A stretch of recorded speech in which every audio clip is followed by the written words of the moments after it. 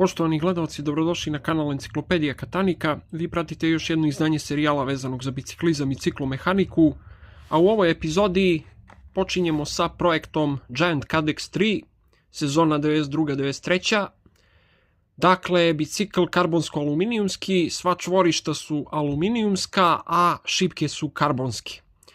Znam da postoje razne priče o tome da taj karbon iz tog vremena ne valja, da su ti spojevi loši, da se mogu odlepiti, da su lepljeni specijalnim lepkovima, cementima i tako dalje.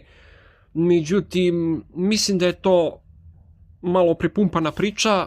Verovatno su neki proizvođači bili problematični, ali baš sam onako debelo istraživao po pitanju Giant Cadexa i nisam video da se bilo kome Cadex rastavio, pogotovo taj iz sezone 92-93, odnosno FCM3.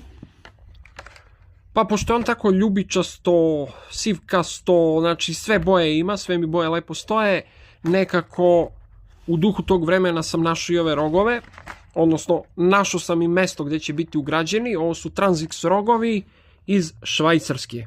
23,5 franka su koštali. Znači to je baš to neko vreme, rane 90. pa ćemo sad vidjeti kako to izgleda. Znači evo kako to izgleda, ogroman rog, baš iz tog doba, boja ljubičasta, anodizovana, to je to vreme disko muzike i te neke mode šljaštavih boja, tako da ovo su bukvalno novi nekorišćeni rogovi, čak imaju i originalne kapice koje su u fenomenalnom stanju.